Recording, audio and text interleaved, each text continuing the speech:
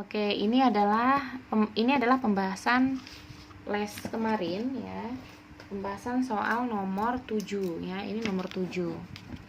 Jadi diketahui di situ fx adalah 1 kurang x pangkat 3 pangkat 1/5 tambah 2. Inversnya berapa gitu ya. Jadi mau bagaimanapun model soal, ketika kita mencari inverse itu kita cukup mengusahakan menjadi x sama dengan. Nih, endingnya adalah x sama dengan.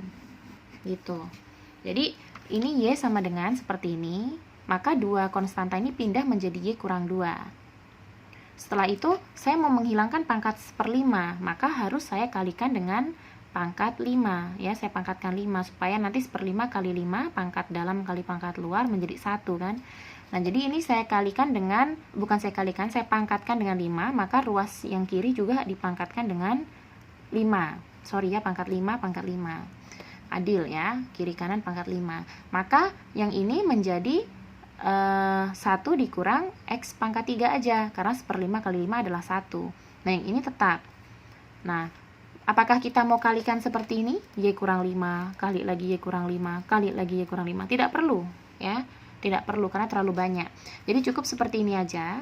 Maka usahakan menjadi x sama dengan. Nah, min x pangkat 3 ini pindah menjadi x pangkat 3 saja ya. Lalu Y kurang 5 pangkat 5, otomatis kan 1 ini Y kurang 5 pindah menjadi min Y kurang 5 pangkat 5.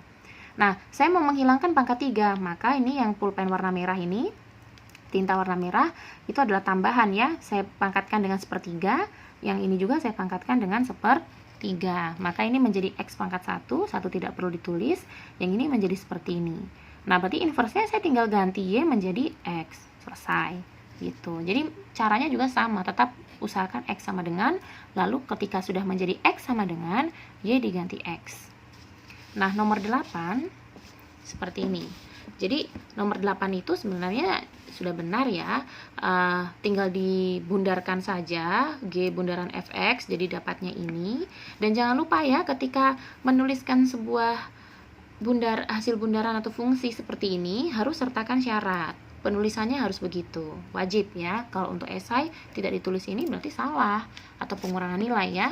Nah, daerah asal tuh gimana? Daerah asal itu bahasa lainnya adalah domain ya.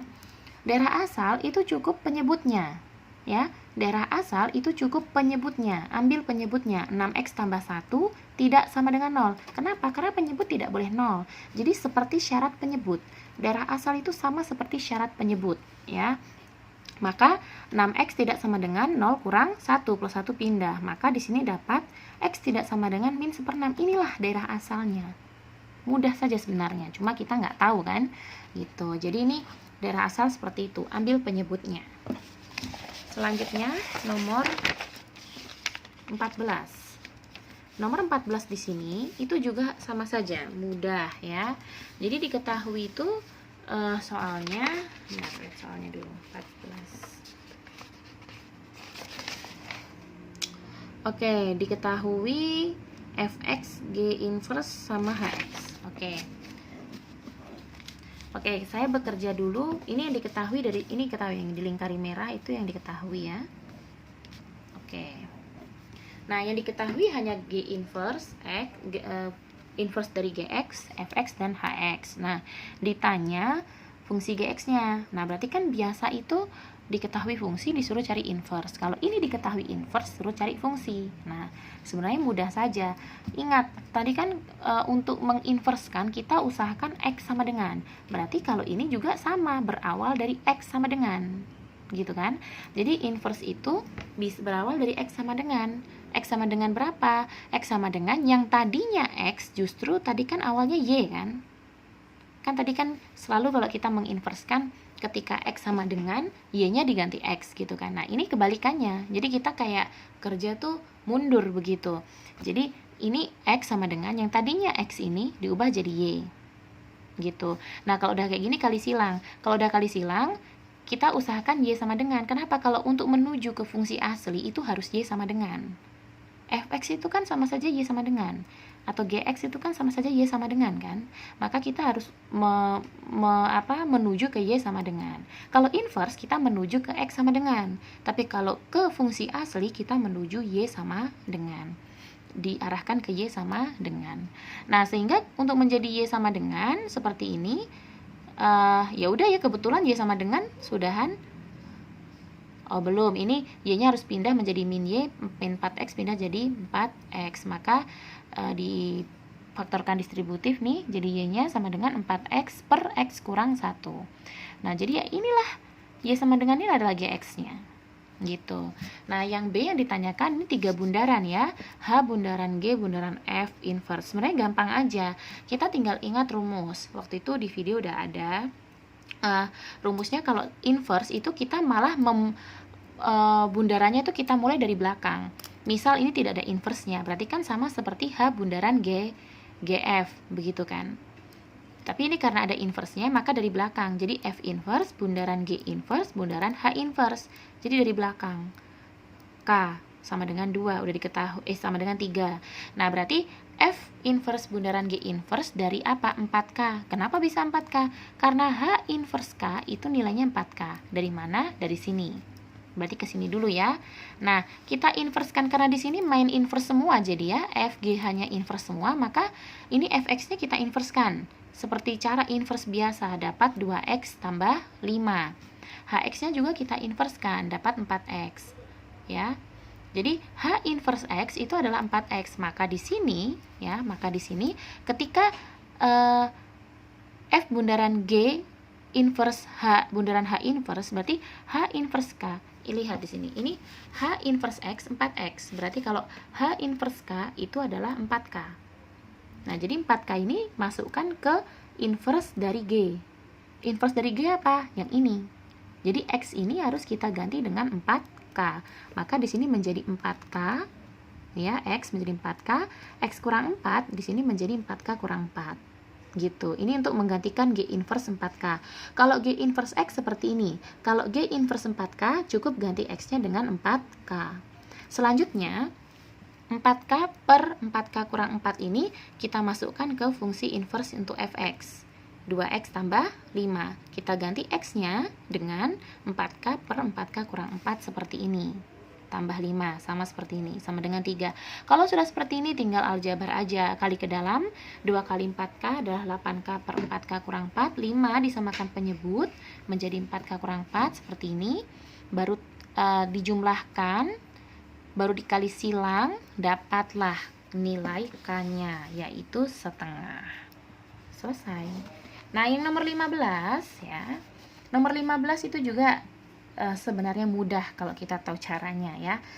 Jadi kalau diketahui fx tambah 3 sama dengan seperti ini, kita cari dulu fx-nya. Berarti fx bagaimana?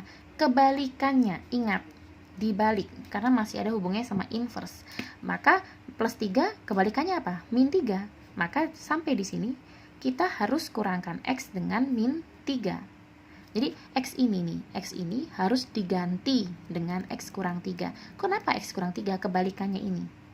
Berarti X kurang 3 kurang 3. Begitu. Atau kalau bingung, ada cara lain.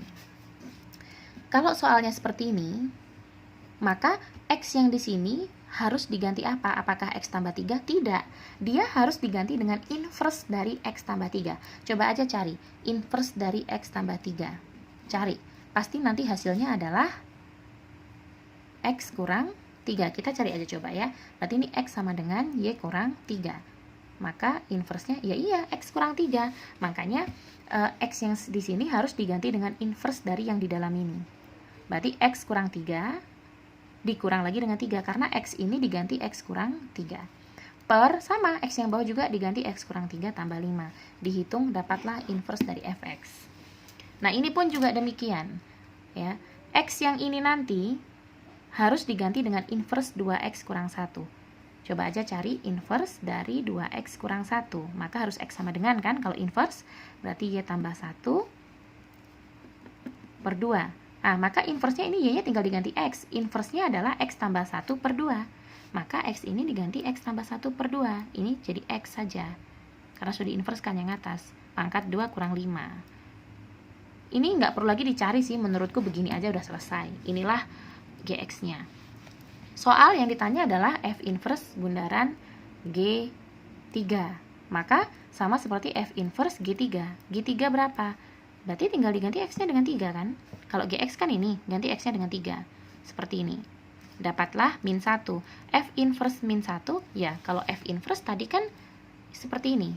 Kita tinggal ganti X-nya dengan min 1. Dapatlah 2. Seperti itu. Ya mudah-mudahan bisa dimengerti, nanti diulang-ulang aja videonya. Karena memang soal-soal yang saya kasih adalah soal-soal UN, soal-soal ujian sekolah, soal-soal yang levelnya soal-soal ujian kelulusan. Jadi nggak heran kalau memang agak bingung, tapi ya inilah proses belajar. Jadi semangat selalu dan jangan lupa untuk les-les berikutnya tetap dikerjakan soalnya sebaik-baik mungkin, jangan menyerah ya. Jadi harus kerja matematika itu pantang menyerah, jangan kerja sekali 2 kali terus menyerah, harus memang kerja berkali-kali gitu. Oke, good luck.